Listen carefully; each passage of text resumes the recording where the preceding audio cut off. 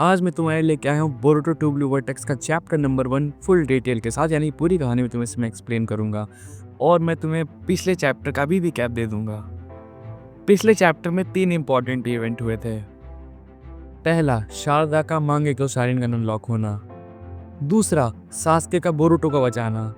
और तीसरा, नारुतो और हिनाता को एक ऐसे स्पेस टाइम में कैद कर देना जहाँ पे ना ही उसकी एज होगी, ना ही उनको खाने की ज़रूरत होगी, ना ही वो बूढ़े होंगे।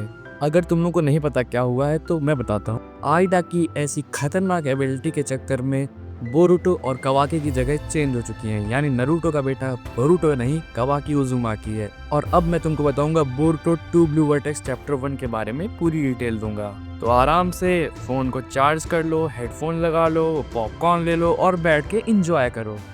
जब बोरुटो नेक्स्ट जनरेशन ख़त्म होता है उसके 3 साल बाद ये कहानी टेक प्लेस करती है, यानी ये स्टोरी लाइन उसके 3 साल बाद टेक प्लेस करेगी।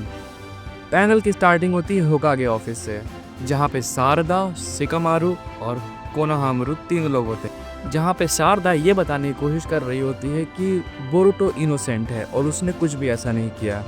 वहीं पे शिकामारू, जो कि अब होकागे है नारुतो के जाने के बाद में, वहीं पे शिकामारू कहता है कि हमने बोरुटो को एक मौका दिया था और अब तो उसने सारी लाइनें क्रॉस कर दी है नारुतो और हिनाता को मार के। तभी शिकामारू कहता है, शारदा बेटा तुम इन सब चक्करों में मत पड़ो और तुम वरना गिनिन की गनिनी रह जाओगी।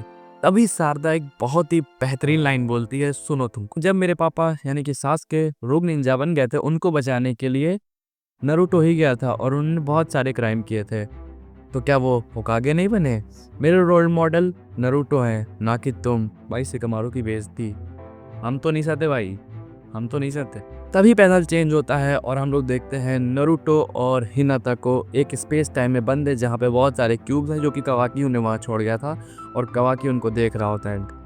तभी शारदा और सुमेरे यानी कि क्लास रैप आपस में रोड पे बात कर रही होती हैं आइडा के ओमनीपोटेंस के बारे में। अगर तुम्हें आइडा का ओमनीपोटेंस नहीं पता तो मैं बताता हूँ। ओमनीपोटेंस ऐसी एबिलिटी है जिसमें ओत्सुजुकी या उसे चलाने वाला जो चाहेगा वो हो जाएगा। अगर मैंने चाहा कि मुझे एक अंडा चाहिए तो मेरे हाथ में एक अंडा आ जाएगा। अगर मैंने कहा कि मुझे एक सोने का बार चाहिए तो मेरे हाथ में सोने का बार आ जाएगा। अगर मैं कह दूं कि लूफी होकागे बनेगा तो वैसा हो जाएगा। हाँ, इतनी ही रिडिकुलस पावर है ये। तभी शारदा और सुमिरे आइडा के घर जाके पहुंचती हैं और आइडा आते आते उनसे कहती है, तुम लोगों ने अभी भी गिव अप नहीं किया? आइडा बोलती है कि ये एक अनविनेबल गेम है, यानी कि ये एक बीजीटी है जो इंडिया कभी नहीं जीत पाएगी। आइडा कहती है कि ओमनीपोटेंस का मेरे पास कोई कंट्रोल नहीं है, जैसा कि मेरा चार्म के पास मेरा कोई कंट्रोल नहीं है, जस्ट लाइक बोआ हंकॉक। तभी शारदा कहती है, क्या इसका कोई रिवर्स करने का ऑप्शन नहीं है? तभी आइडा कहती है कि मुझे नहीं पता, और इतना तो कंफर्म है कि लोगों को बोल बोल के बताना कि वो इसका असली बेटा है, वो इसका असली पोता है, ये तो बिल्कुल नहीं काम करने वाला। तभी शारदा बोलती है कि बस हम लोग को अच्छे से समझाना ही तो है और रीज़न इनफ होंगे समझाने के लिए। तभी आइडा बोलती है, अरे बेवकूफ़। आइडा कहती है कि सिर्फ तुम दोनों की मेमोरी नहीं गई है, बाकी सबकी तो गई है, तो यानी बाकी के नज़रों में कौन बेवकूफ़ हुआ? तभी आइडा कहती है कि मुझे एक बात समझ में नहीं आ रही कि तुम दोनों ने कैसे मेमोरी को रिटेन कर लिया, ये स्टिल कंफ्यूजिंग। तभी आइडा कहती है कि ओमनीपोटेंस और चार्म ओत्सुजुकी पर इफेक्ट नहीं करता और ब्लड लाइन पे भी, और तुम दोनों में से ही कुछ भी नहीं हो। So how did you manage to retain your memory? तभी सुमेरे को शिकामारू की एक बात याद आती है कि आइडा का छोटा भाई डायमंड है, और तुम्हें अगर नहीं पता डायमंड की पावर क्या है, अगर तुम सोचोगे मुझे घूंसा मारने के लिए तो उल्टा तुम्हारे लग जाएगा। अगर तुम सोचोगे मैं इसके जाके एक लात मार दूं कसके से तो मुझे थोड़ा सुकून मिले, तो उल्टा तुम्हारी ही लात लग जाएगी। शिकामारू कहता है, और कहीं अगर डायमंड के बात चल गया कि आइडा का चार्म तुम लोगों पे काम नहीं करता तो डायमंड सीधा सीधा तुम्हारे लिए डेंजर बन जाएगा और तुम लोगों को मारने का कोशिश भी करेगा। तभी शारदा और सुमिरे ट्राई करती हैं कि हाँ, उन पे चार्म इफेक्ट अभी भी कर रहा है और वो दोनों तुम्हारे मुंह में इन्फ्लुएंस्ड हैं। तभी सीन शिफ्ट होता है कवाकी पे। कवाकी और मित्सुरी दोनों कुछ बात कर रहे होते हैं, कोई काम की बात नहीं है तो मैं तुम्हें नहीं बताऊंगा। तभी सर्च स्क्वाड से एक मैसेज आता है कि एक और क्लॉमार्क विलेज के बाहर पाया गया है।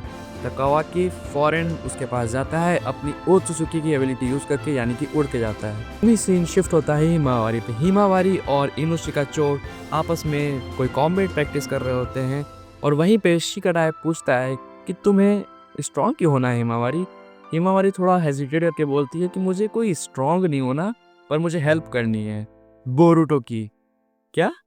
बोरुटो की? जैसे ही मैं शॉक हुआ वैसे ही तीनों शॉक हो जाते हैं और पूछते हैं क्यों भाई? कहती है हाँ ये थोड़ा वियर्ड तो है बोरुटो की हेल्प करना, बट ये सच है क्योंकि बोरुटो ने कई बार जान पे खेल के मुझे और मेरे पापा को बचाया है।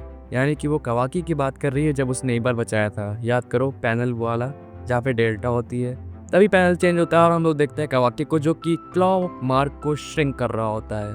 यानी कि उसने अब तक के सारे क्लॉ मार्क को खत्म कर दिया है, विलेज में कोई क्लॉ मार्क नहीं बचा है। तभी कवाकी नोटिस करता है कि दो शिनोबी बात कर रहे थे और उनमें से किसी एक की पीठ पे क्लॉ मार्क निकला होता है।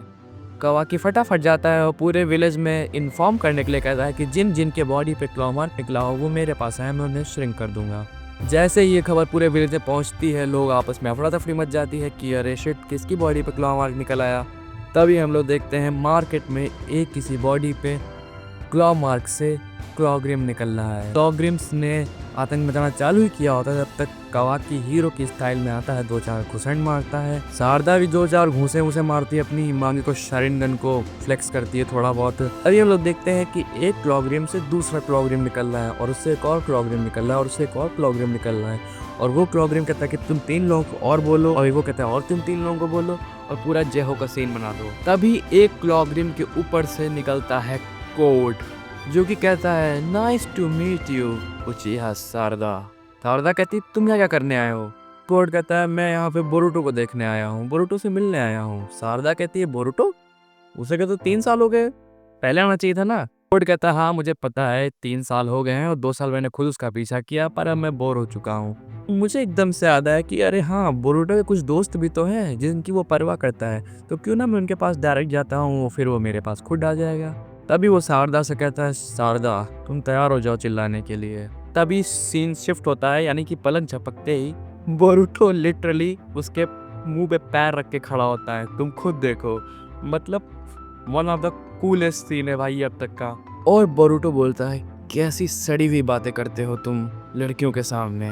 जैसे ही बोरुटो विलेज में एंटर करता है वैसे ही सेंसरी टीम और कवाकी को मालूम पड़ जाता है कि बोरुटो आ चुका है। शिकामारू फटाफट प्लान बनाता है कि जाओ सबसे पहले बोरुटो को घेरो जाके, और सभी लोग शॉक हो जाते हैं, कवाकी, सुमिरे, आइडा और यहाँ तक कि शारदा भी, क्योंकि उसका अधूरा प्यार वापस आ चुका है। और हम लोग पैनल देखते हैं जहाँ पे बोरुटो शारदा होते हैं, उनको क्लॉग्रिम्स ने घेर रखा होता है, सामने होता है कोड और साथ में कवाकी भी। यहीं पे चैप्टर ख़त्म हो जाता है और I hope you really enjoyed this video. मैं चाहता हूँ तुम लोग सब्सक्राइब कर दो, बेल आइकन प्रेस कर दो, कमेंट्स में लिख देना सेकंड पार्ट, तो मैं इसके सारे चैप्टर अपलोड कर दूंगा और लाइक दबा देना। तब तक के लिए सायोनारा।